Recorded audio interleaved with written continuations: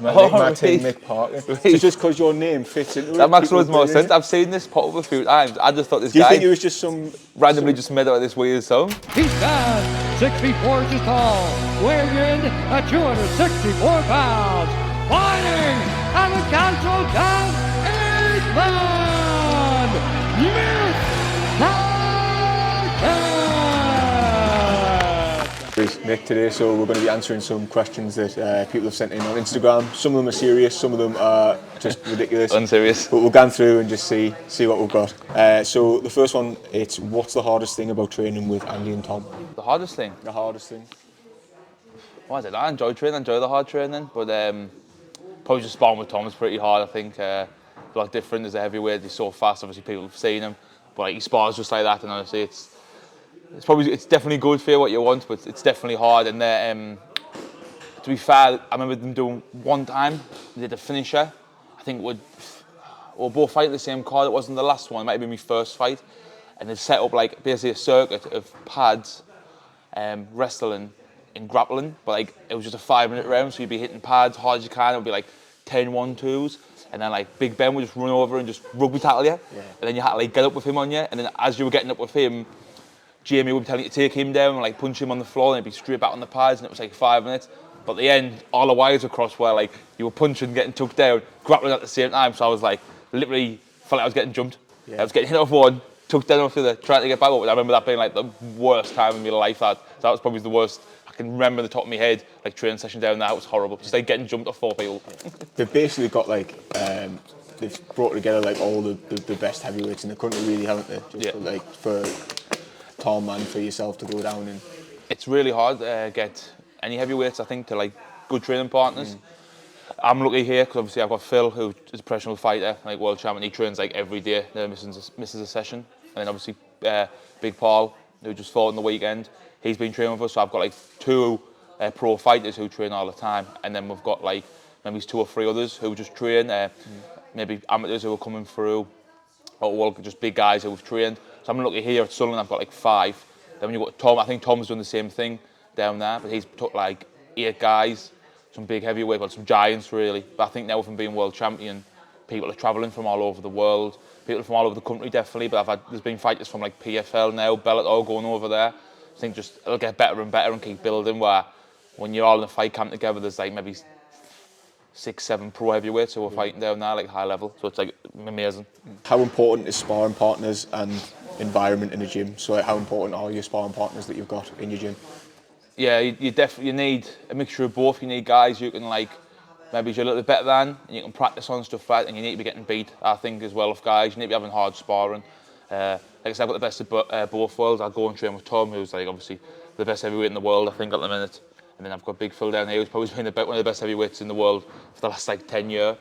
I've got the best of both, and it's never like easy to spar them. You need really hard sparring, but you also need, I think, training partners you can trust as well. Like, I'm not going to get, obviously it's a combat sport, there's any chance of injuries, but I trust Phil now that not injuries on purpose.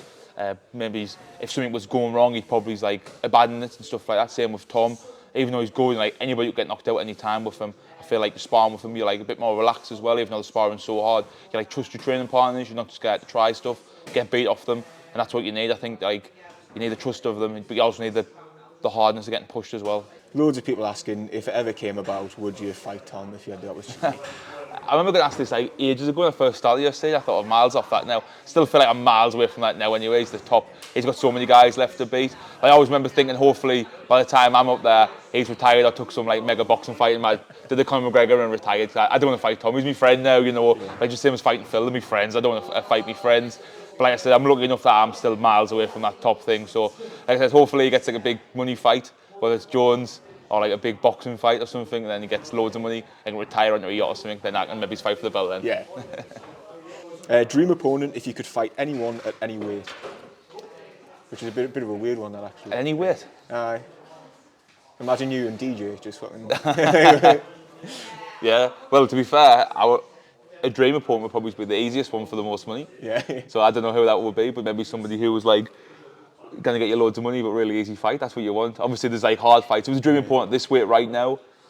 I didn't know. I would like maybe somebody in the top 15, maybe he's the low end of the top 15 now. But I didn't even look at the rankings, to be honest, and I think the way you think about it, I think a lot of them now are matched. Like I think Tuvas has just come off a loss, and the rest of them are matched with each other. So I don't know if you'll have to wait a little bit longer to fight, or I'll get an unranked guy again. I'm not really fussed at the moment. I fight anybody really.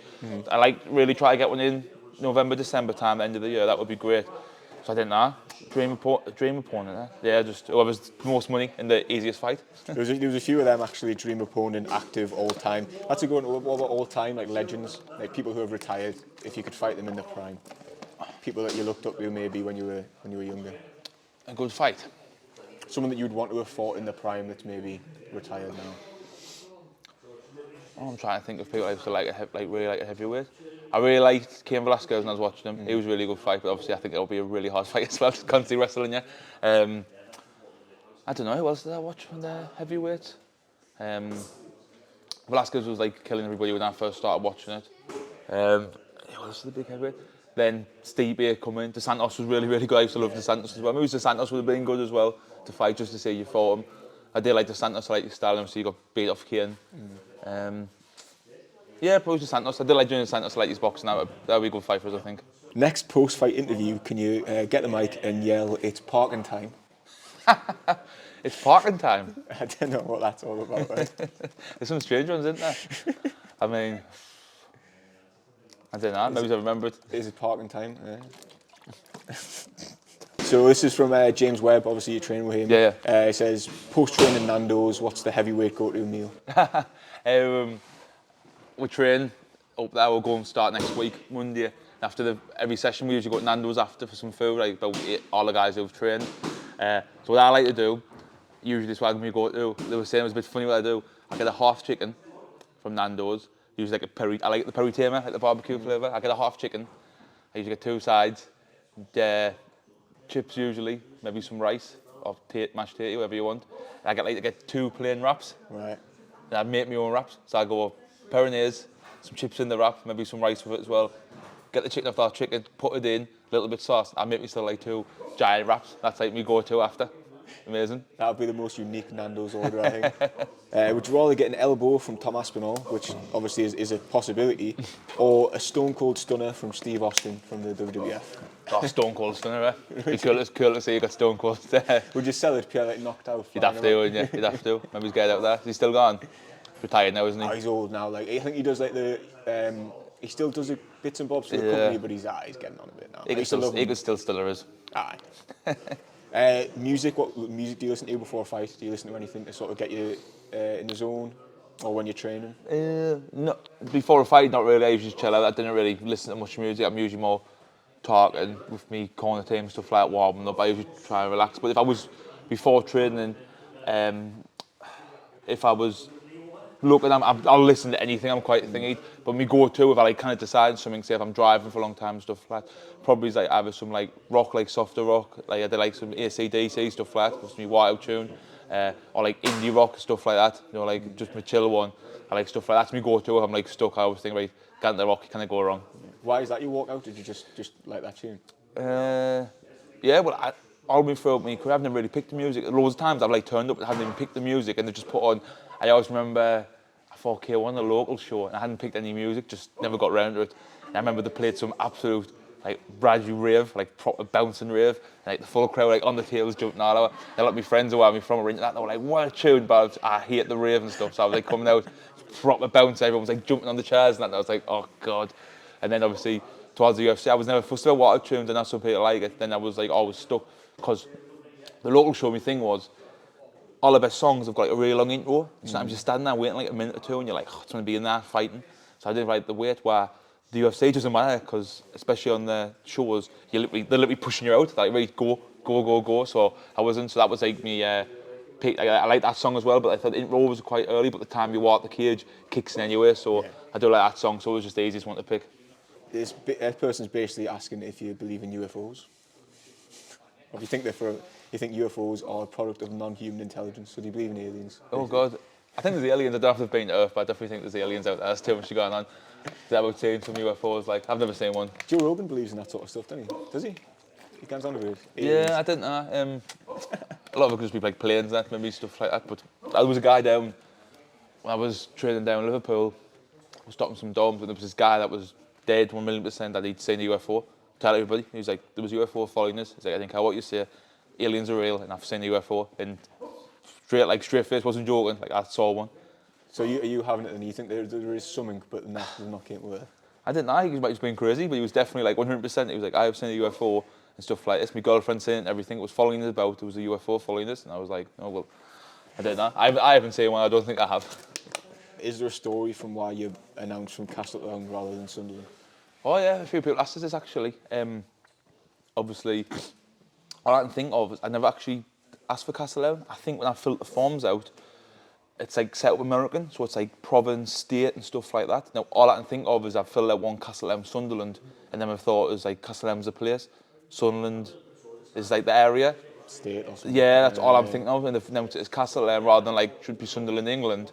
And then like it just stuck, and obviously I've done that. I'm not really bothered about changing it. And like a few guys from Castletown love it.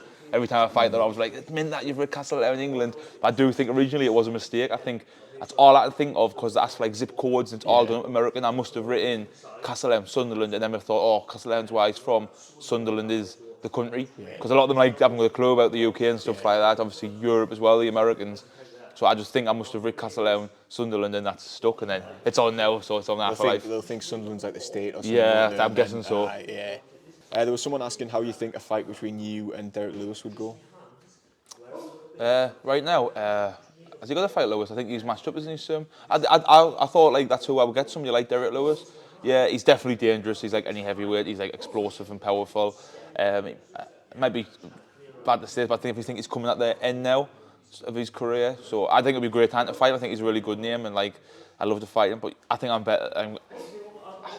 He's definitely more dangerous than me, I would say. He's definitely got the one shots and stuff like that. But I think I'd be okay with him. I'd be happy with that matchup. Like, there's a couple here about favourite cheat meal, but I guess that as well goes into like what do you eat? There was a few people commenting as well, like what do you eat for a fight camp? Like, how do you got a specific sort of diet or? Yeah, I actually you wouldn't believe it. I've got a terrible metabolism, but I do eat pretty good. Like especially like even though I'm not fighting, I'll eat really good during the week, Monday to Friday. Might have more of a relaxed Saturday.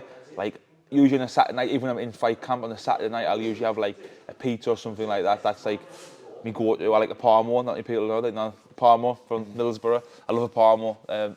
Anjaro's has just opened in Sunderland. And actually the spicy bolognese Parmo, unbelievable. That's always my favourite go-to. Now when you're stuck and you're like, oh, what do I fancy? That's always my like go-to.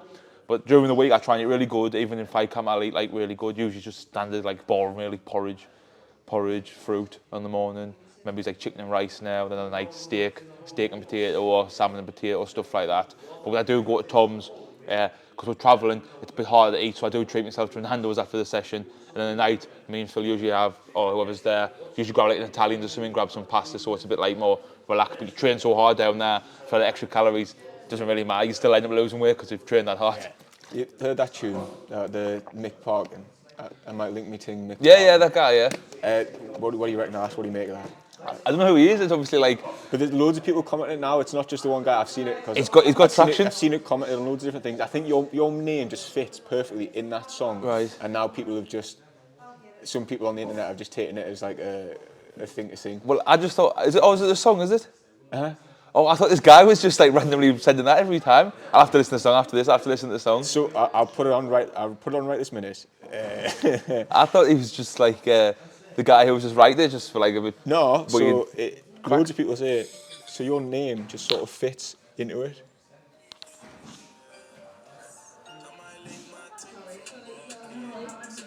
Mick Parkin. So just because your name fits into it. That makes loads more sense. I've seen this pop up a few times. I just thought this guy. Do you think it was just randomly just made out this weird song? No, it's a proper song. Right. I've heard that song before. Your name fits into the Oh, thing, right, that so makes more sense. I thought it was just some random guy writing this like random thing, and I was like, I don't know what it means. Oh, so that's the song he's coming from. Yeah.